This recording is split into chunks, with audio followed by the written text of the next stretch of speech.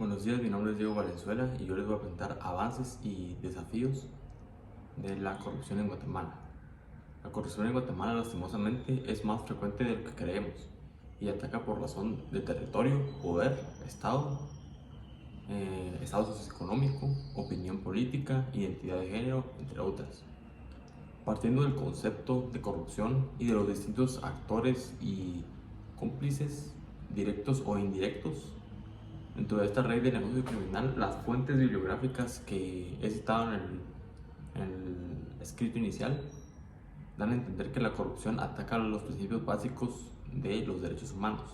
Si investigamos de cómo combatir la corrupción en cuanto a la transparencia, rendición de cuentas, participación significativa y no discriminación, combaten la corrupción de distintas maneras, cada una en su propio campo para satisfacer sus intereses que vulneran. Lo más sobresaliente en cuanto a mi investigación es la violación al Estado de Derecho y a los derechos humanos como tal, que es lo que desea esta investigación. El Estado de Derecho, por parte de la Comisión Interamericana de Derechos Humanos, considera que la corrupción es un fenómeno que afecta al Estado democrático.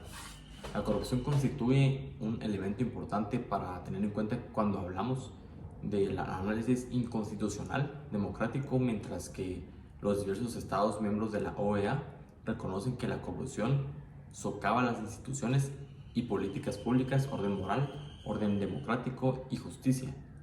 El desarrollo también integral de los pueblos que el deterioro social.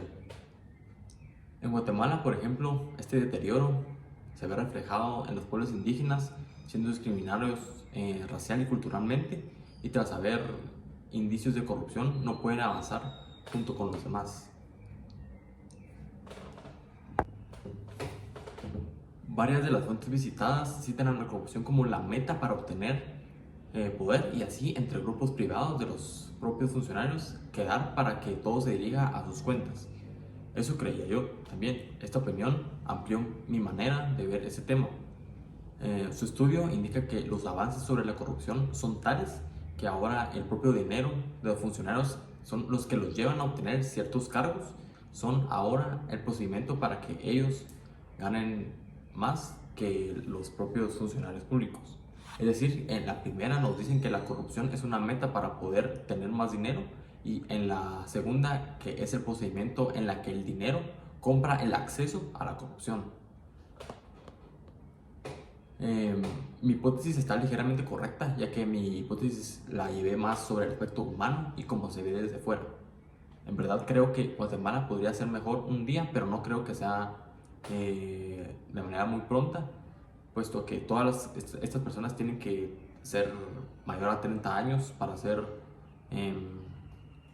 funcionar en sus cargos, y si a los 30 no concluyes nada en Guatemala y no tienes recursos, y al no tenerlo quieres más y eres más ambicioso y tomas alguno de los dos caminos de corrupción dados.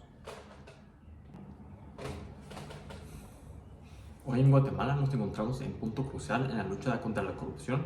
Por un lado, hemos presentado varios significativos en la identificación y persecución de prácticas corruptas que socavan la integridad de nuestras instituciones y la confianza de la ciudadanía.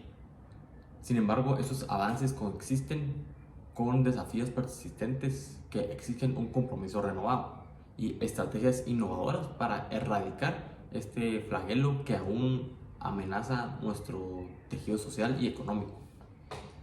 En esta investigación exploramos tanto los logros alcanzados como los obstáculos que enfrentamos en nuestro país en camino hacia una sociedad más justa y transparente.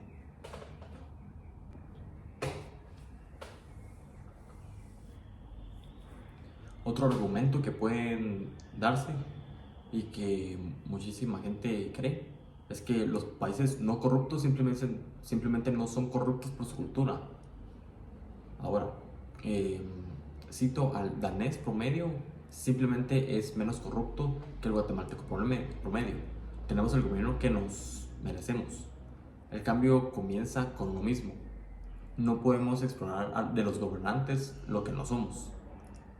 Ahora, vimos que los alemanes perciben como un país moderno y sostienen la creencia que los países modernos no son corruptos, sino que a pesar de una larga lista de casos de corrupción como fenómeno regular y aceptado, esto resalta Olaf Dirkmark en su propia investigación de acuerdo al tema. Ahora, para concluir, los avances en la lucha contra la corrupción en materia de derechos humanos muestran progresos significativos en la persecución de casos de corrupción a nivel nacional e internacional, lo que refleja un compromiso creciente en la rendición de cuentas y transparencia. Sin embargo, persisten desafíos importantes como la impunidad de los perpetradores, la debilidad institucional y la falta de acceso a la justicia para las víctimas de corrupción.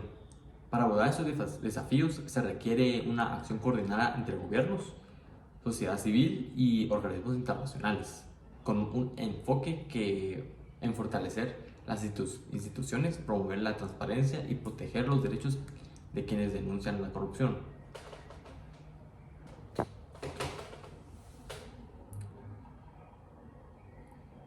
De la investigación decimos que Guatemala, de no haber tanta pobreza y escasez de recursos, con la corrupción se asegura una vida por el dinero adquirido.